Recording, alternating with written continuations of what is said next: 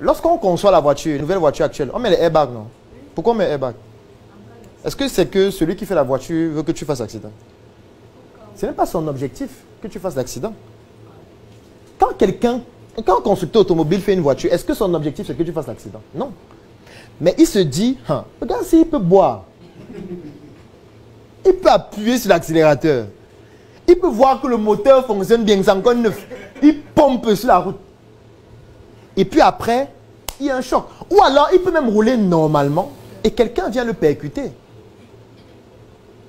Comment on le protège au cas où? Il faut arrêter de dire que tu souffres. Tu souffres et ça fait quoi? Tu dis que je suis pauvre et ça fait quoi? Tu crois que ça émeut qui que tu sois pauvre? Ça émeut personne. Peut-être toi seul et ta famille. Même. Et j'aime souvent dire que si tu meurs, rien ne va se passer. Rien.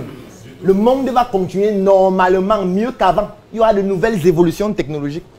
On va vivre avec de meilleurs téléphones, plus puissants. On va manger de meilleure nourriture. On va tout. Quand tu meurs, c'est un temps. Après, ça s'arrête. On va continuer à vivre. Tu vois comment on fait comment? C'est ton échec à toi. Tu es parti. Tu as joué ta partition et c'est terminé. Et nous, on va continuer notre partition.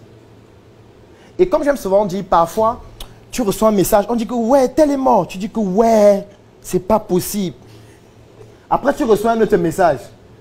Que gars, il y a une réunion à 16h. Tu dis, ah d'accord, j'arrive. On oublie d'abord le mort un moment. On fait la réunion. On regarde, on doit gagner combien cette semaine? Quel est le chiffre d'affaires qu'on a généré? Quelles sont les techniques à utiliser? Pendant ce temps, on oublie d'abord le mort. Il est mort, non? On va faire comment? Dès qu'on finit ce qu'on a fait, on réfléchit encore. Oh, dis donc, le programme sort quand? La contribution, c'est chez qui? C'est choquant, n'est-ce pas? Ça, tu es au frigo, hein? C'est terminé. Non, pas déjà de la contribution, de comment on va s'habiller. Le pain, qui s'occupe du pain? C'est toi? Le pain, c'est combien?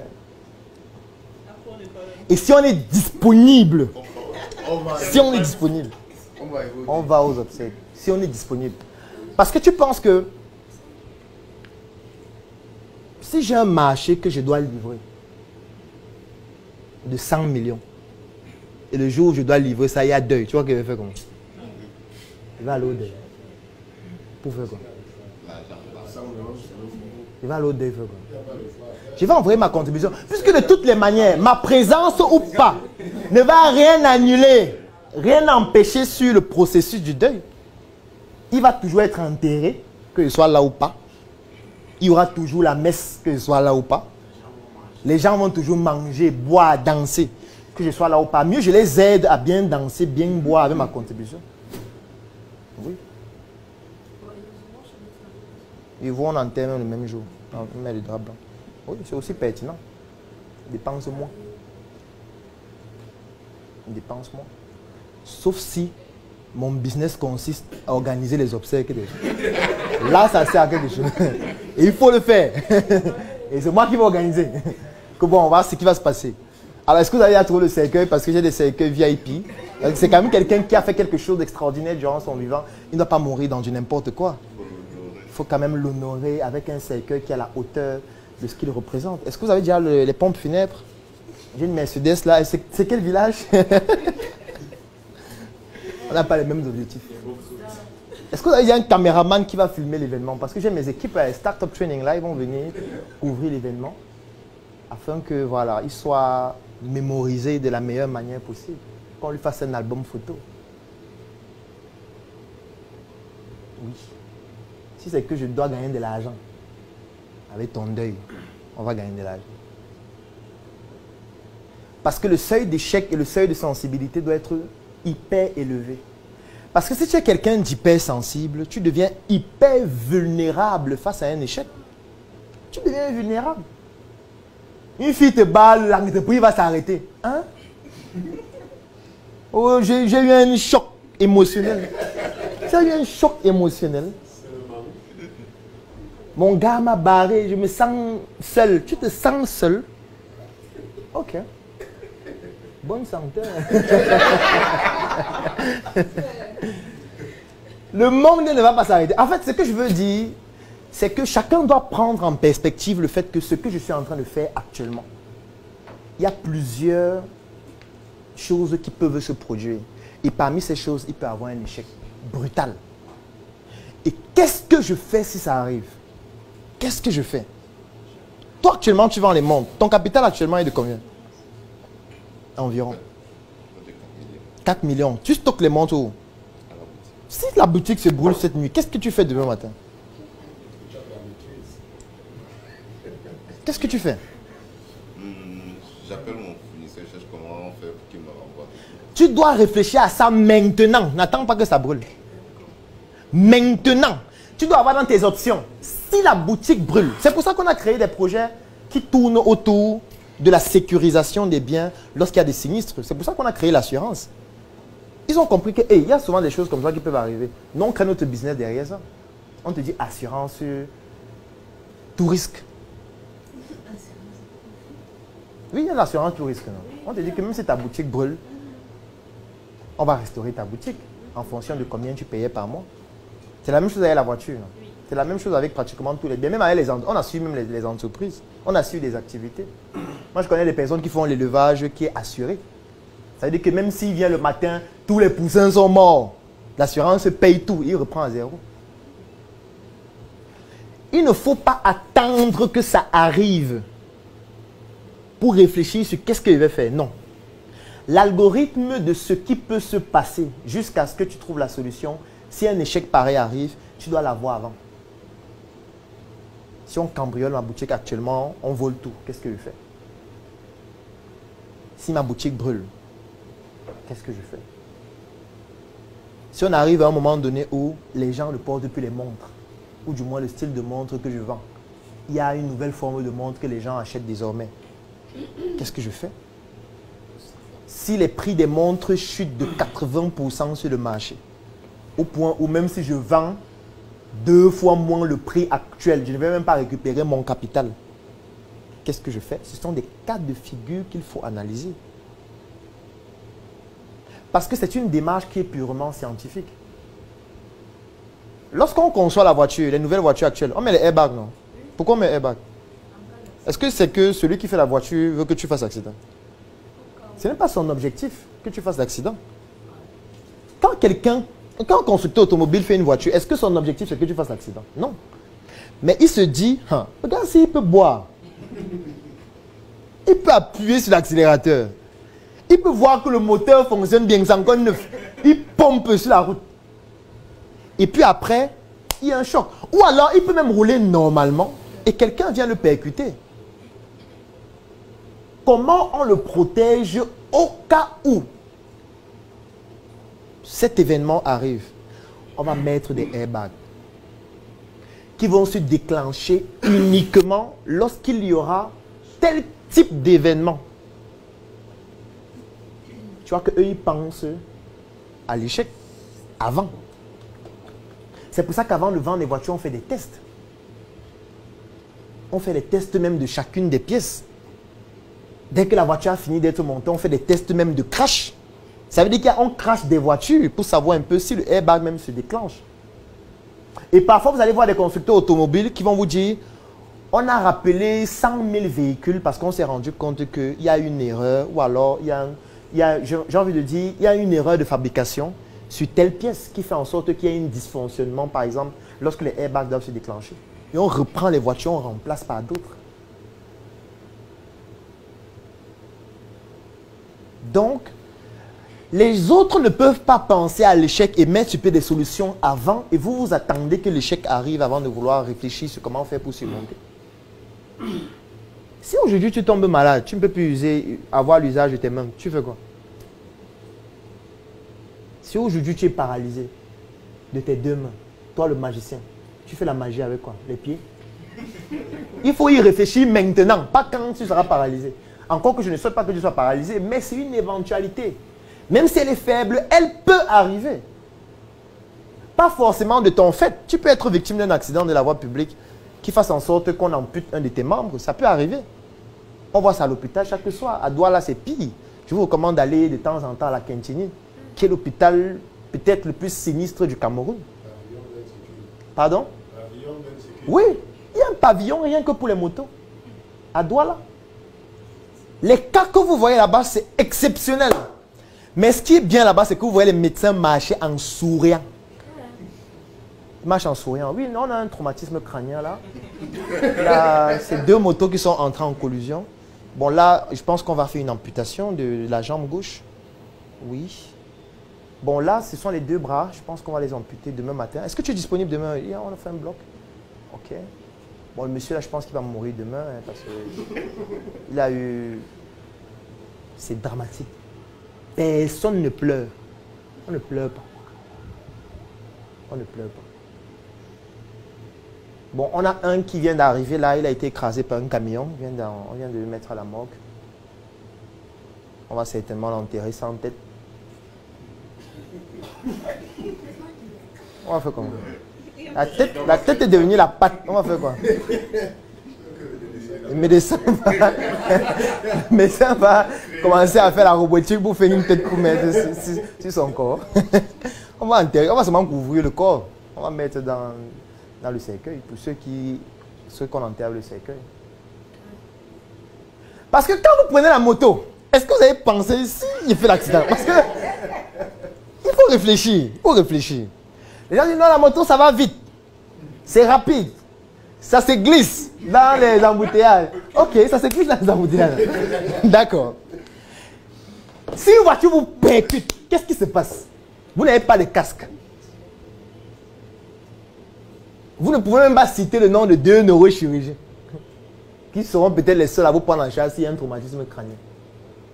Et même si vous pouvez citer leur nom, ils ne travaillent pas 24 heures sur 24. Vous allez arriver à l'hôpital, on va vous dire que le neurochirurgien n'est pas là. On attend qu'il arrive. Il est allé au deuil. Imaginez-vous, vous n'arrivez pas à l'hôpital, on dit que le neurochirurgien est allé au deuil. On fait quoi? Il va vous opérer sur WhatsApp. Parce que ce que je veux dire, c'est quoi? C'est qu'à un moment donné, il faut s'interroger sur son environnement pour évaluer les risques qui peuvent entraîner un échec chez vous et pour anticiper dessus. Mais les risques sont infinis.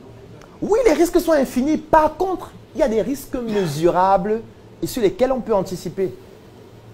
Je ne suis pas en train de dire que vous allez anticiper sur tout. Parce que quand on fabrique un véhicule, on n'anticipe pas sur tout. On anticipe sur certains risques. Mais on sait que si d'autres arrivent, bon, c'est mort. Mais au moins sur ceux qui vont avoir une plus grande probabilité d'arriver, eux, on doit pouvoir sécuriser ça. On doit pouvoir anticiper dessus. Par exemple, le fait que tu tombes malade, ce n'est pas un risque qui est difficile à arriver. Tu peux tomber malade à n'importe quel moment. Tu peux sortir d'ici, tu t'arrêtes là, tu manges un porc mort quelque part. Tu manges, le temps que tu arrives à la maison, tu commences à vomir le sang. C'est possible. Tu as une infection alimentaire chronique, ce qu'on appelle une TIAC. Et qu'est-ce que tu fais? Là, tu commences à être malade sérieusement. Tu es couché à l'hôpital, tu es hospitalisé. On te dit qu'on doit te faire une transfusion sanguine. On cherche le sang, on ne voit pas. Qu'est-ce que tu fais? Tu as l'argent. 200 millions dans ton compte, mais on cherche le sang, on ne voit pas. Tu fais quoi? On va prendre ton argent, on va découper. On écrase, on met un peu d'eau. On met le foléré, on te transfuse ça. C'est ça qu'on va faire. On ne peut pas transformer l'argent en sang. C'est là où tu dois commencer à réfléchir. C'est pour ça, vous ne vous êtes jamais posé la question pourquoi dans toutes les voitures qui conduisent les chefs d'État, il y a toujours des poches de sang. Vous savez ça, non? Dans toutes les voitures qui conduisent les chefs d'État, bon, les chefs d'État sérieux, il y a toujours des poches de sang compatibles pour eux. Toujours. De telle sorte que s'il est victime d'un accident avec la voiture là, et qu'il faut transfuser, on va prendre le sang qui est dans la voiture pour le transfuser. On ne va pas chercher les donneurs que non, il faut faire. Non, non, non, non, non. C'est trop long, ça perd du temps. Quand ils prennent l'avion, il y a leur poche de sang à l'intérieur. Parfois, il y a des blocs à l'intérieur où on peut intervenir urgemment à n'importe quel moment, même dans la voiture. Parce que s'il faut sacrifier 100 personnes pour sauver le chef de l'État, on va sacrifier les 100 personnes. Puisqu'il est plus important que vous. Il est plus important que vous. S'il faut sacrifier 1000 personnes pour sauver le chef de l'État, on va les sacrifier. Non? On va faire comment? Tout le monde anticipe sur l'échec. Pourquoi toi, tu ne veux pas anticiper? Pourquoi? Pourquoi tu investis des millions et tu ne réfléchis pas sur ce qui peut arriver? Si ça se passe mal, et qu'est-ce que tu fais? Pourquoi tu attends que ça arrive avant de poser l'action qu'il faut? Peut-être tu ne seras même plus vivant pour poser cette action. Et tu vas laisser ta famille en danger. C'est pour ça que moi je trouve parfois dramatique le fait que vous voyez des hommes d'affaires, pardon, qui meurent et puis leur famille se tiraille pour les biens. Parce qu'on se dit, on va faire le testament qui sera caché. On va donner à un notaire. Et puis on va attendre le jour de la mort. Et quand tu meurs, le notaire va venir avec le document, dire que voilà ce que le père avait dit que quand il meurt, ça va se passer. Mais pourquoi tu attends de mourir avant qu'on sache ce qui va se passer? Il faut le faire au vivant. C'est dommage. Juste parce qu'on n'a pas anticipé sur l'échec. Et l'échec dans ce cas de figure, c'est quand je vais mourir, qu'est-ce qui se passe après? Comment est-ce que je pérennise mes biens après? Toi, par exemple, tu as une boutique. Si quelque chose t'arrive maintenant, qui gère la boutique? Est-ce qu'il y a quelqu'un qui connaît les procédures de la boutique? Est-ce qu'il y a quelqu'un qui connaît les fournisseurs? Est-ce qu'il y a quelqu'un qui connaît vendre? Est-ce qu'il y a quelqu'un qui connaît tes comptes bancaires? Si tu as 2 comptes bancaires où il y a 100 millions, tu mets personne ne connaît, tu sais ce qui va se passer? C'est que la banque va prendre ton argent. Ça arrive tous les jours. Moi, j'ai des amis qui sont gestionnaires de comptes. C'est un des business de la banque. Parce qu'il y a des gens qui ont les comptes bancaires, ils cachent. Ils se disent que non, ma femme ne doit pas savoir, mes familles ne doivent pas savoir. C'est mon argent, attention. Quand tu meurs, on fait quoi? Le gestionnaire de compte est le seul qui sait que tu as un compte. Tu penses que si tu as un problème là maintenant, et puis tu meurs, le gars ne souhaite pas, j'aime toujours prendre le pire. Et que tu avais 2 millions dans ton compte Orange Money, tu étais la seule à avoir le code, qu'est-ce qu'on fait? Il y a une procédure. Qui va faire la procédure? On On te dit que tu es la seule à savoir le code, tu es la seule à savoir ton solde. Tu meurs, qu'est-ce qu'on fait? Ta famille peut même venir, non? Dire qu'elle avait son compte Orange Money, il y avait l'argent. Orange dit que non, il y avait 15 000 avance à moi, elle a effectué un retrait. Tu fais quoi? Il y a l'historique du compte. Qui donne l'historique? C'est ta famille. Alors, Orange peut dire que dans ton historique, tu as effectué un retrait de 900 000 avant ta mort. Et ils ressortent un message qu'ils ont conçu eux-mêmes. Je dis que je connais les gens qui y travaillent. C'est ça qu'on fait. Tu vois qu'on fait quoi? Tu vois qu'on fait quoi? Je veux dire, même si vous témoignez, eux, ils sortent un message qu'ils ont conçu, non? Et le message montre que tu as effectué un retrait. Tu vas faire comment? Tu vas faire comment? On dit que ton solde, c'est 15 000. Et ils prennent 15 000, 2 billets neufs, 1 billet de 10 000, 5 000. On donne à ta famille, voilà ce qu'il y avait dans son compte. On fait quoi? On a perdu, non? C'est fini. Et ça, c'est dans le cas où ta famille savait que tu as un compte qui a de l'argent. S'ils ne savaient pas, c'est mort. L'argent est parti. On va seulement enlever le solde et puis ceux qui savaient, ils vont gérer au calme. Parce qu'on n'a pas anticipé sur l'échec. On n'anticipe pas. Le magicien, si quelque chose t'arrive aujourd'hui, qui continue à faire la magie? Il faut poser cette question. Qui continue la magie? Ou la magie s'arrête? Parce que peut-être au Cameroun actuellement, tu es le seul à pouvoir faire ce que tu fais. Peut-être en Afrique, peut-être dans le monde entier, tu es le seul, vivant, à pouvoir le faire. Et si tu meurs? Le monde entier perd cette compétence que tu développes depuis près de 25 ans. Depuis ta naissance, même avant que tu ne sois né. C'est un gros drame. On doit même t'éliminer physiquement. Pourquoi? Parce que tu es en train de priver l'humanité par ton inconsistance sur le plan d'anticiper sur un échec d'une compétence qui aurait pu servir à tout le monde entier. Tu dois réfléchir maintenant. Qu'est-ce que je fais si quelque chose m'arrive pour que cette compétence ne soit pas perdue? Il faut que je la pérennise. Il faut que je permette à d'autres personnes de pouvoir le faire. Il faut que je crée des procédures qui permettent de pouvoir le faire. Il faut que je forme des personnes. C'est à toi maintenant de choisir qui tu vas former, comment ça va se passer, comment ils vont reproduire, comment tu vas les accompagner. Même s'ils ne pourront jamais faire exactement comme toi, mais au moins, ils auront la possibilité de faire quelque chose de similaire. Et de permettre à d'autres personnes de réaliser ta vision qu'on a vue dimanche, que tu n'as pas pu réaliser de ton vivant. Surmonter ces échecs, c'est ça. Ce n'est pas attendre que l'échec arrive avant de surmonter. Ce n'est pas attendre quand tu es déjà endetté à hauteur de 200 milliards avant de réfléchir que qu'est-ce qu'on fait quand on est endetté à hauteur de 200 milliards? Non, ce n'est pas à ce moment que tu te poses cette question. Tu dois te poser cette question quand tu étais endetté de 5 000, 15 000, 100 000, 1 million, 10 millions. Tu dois réfléchir avant. Tu dois réfléchir avant. Sauf que chez nous, on ne réfléchit pas. Et du coup, qu'est-ce qu'on fait? On pleure tout le temps. Le monde ne m'aime pas. Les sorciers du village. Il n'y a aucun sorcier. Le sorcier, dans ce cas de figure, c'est toi. Il n'y a pas un autre sorcier. C'est toi seul, l'unique sorcier de cette histoire. Qui ne comprend rien. Même les algorithmes informatiques anticipent sur les problèmes qui pourraient survenir. Toi, un être humain, tu n'anticipes pas. Et quand on programme un logiciel ou une application, on dit, si la personne pose telle action, l'application doit se comporter de telle façon. C'est-à-dire qu'ils sont en train d'anticiper sur ce qu'on peut faire. Et sur ce qui peut arriver. Et comment l'application va se comporter au cas où ça arrive.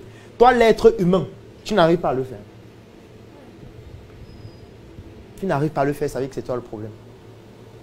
L'échec peut venir de n'importe où. Ça peut venir de toi-même. Ça peut venir d'un proche. Tu peux avoir un proche qui cause ta chute. Ça peut venir de la société. Tu peux avoir ton entreprise, on vient la sceller, on te fait un redressement. On te demande de payer un montant qui est 7 fois supérieur au chiffre d'affaires que tu as fait la dernière année.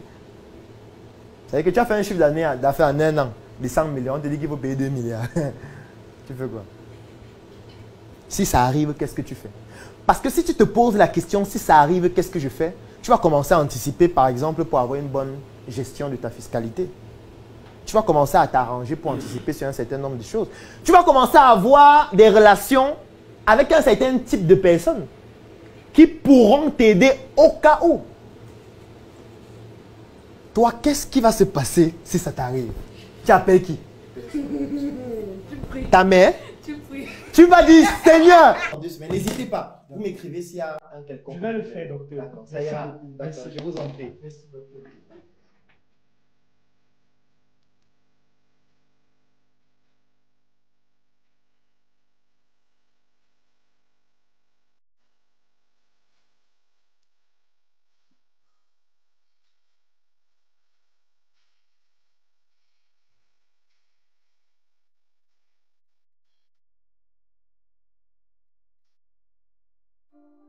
Mais je dis, elle est chérie.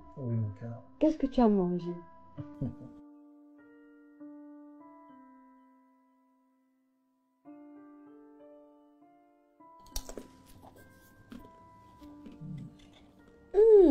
Du bon plantain au mûr.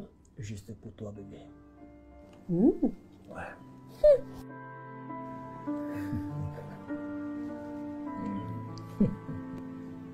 Du bon plantain.